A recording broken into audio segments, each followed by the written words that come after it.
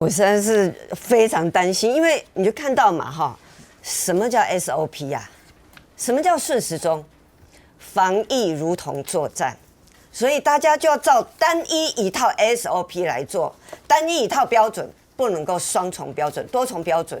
你从这个第一个医师哦，他8号有症状，到10号才筛检，然后呢，再隔2天才告诉大家。好，那更不要说这个足迹，根本就是到今天才公布哈。好了，那你这样的话，你就知道医护人员他对于自己出现症状，因为这个病毒是非常狡猾的，这症状本来就是很轻微，还有人是没症状，症状出现前后2天是传染的高峰期啊。结果呢，每次都一而再再而三错失了那个时机。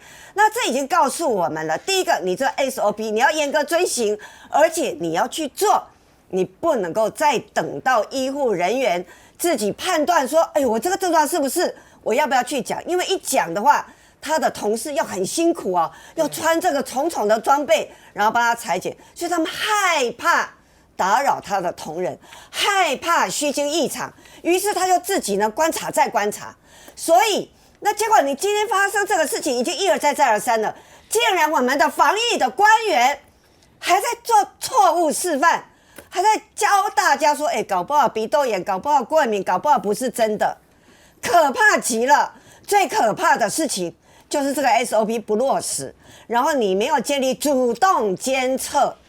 情境台3那时候，我们就来要求台大医院做主动监测，就被台大医院打枪。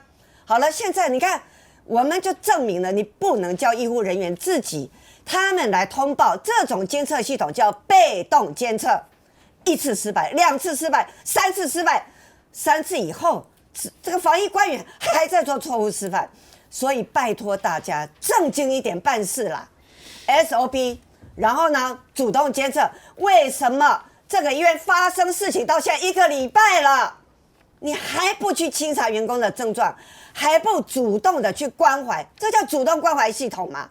好，你不去主动关怀，每个人都害怕给你陈部长啊制造了什么虚惊啊，给你添麻烦，好不好？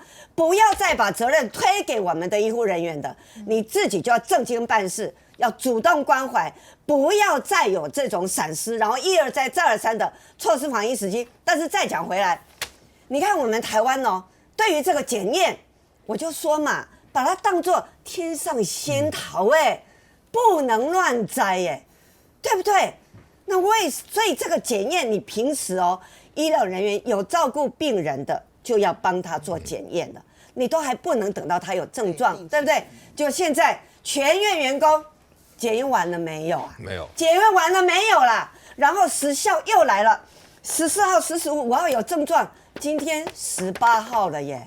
你这个检验是绕到美国，绕到什么天上去检验吗？为什么搞这么久 ？Preparedness， 我们检验的 preparedness， 去年3月我们就看到南韩，它社区大规模的这个采检都可以做了，到现在2021年了。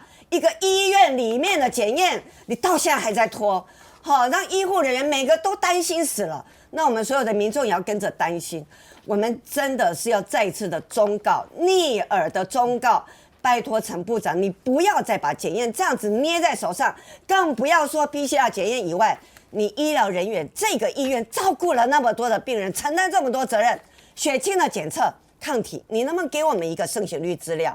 好，那你如果有做这些事情，你用这个盛行率资料，你平常都已经在监测，没有症状，但是有没有漏网之鱼？我们员工有没有受到感染或污染？对不对？就有一个资料就可以回馈，让你的这些防疫跟预防的作为可以怎么样去调整，就都没有了。这样真的会让大家实在是真的不能再耍嘴皮子了，好不好？我觉得邱署长真的是语重心长了哈。那我也不解了，原来最早第一时间说要2500人筛检嘛，他是医院嘛，后来说500就够了，又500就够了，500里面呢，这个一采阴就好了，就也不二采了等等哈。他现在这个医院里面有些医生就部立桃园医院的医生不敢回家，因为他不知道他自己有没有染，他不敢怕带给他太太孩子，对，然后他要求说能不能帮我检查医院说不行，对，天上仙桃啊，这我就不懂那个检验人那么伟大。而且但部长可以验，但部长可以验，对他验了，对，他是感冒就验了。照理讲，我们现在规定感冒也不能验啊，为什么陈时中可以验？对，那为什么属桃的医生不能验？你们标准到什么地方嘛？网上看新闻，请下载 TVBS App 或直接按订阅 TVBS 新闻频道。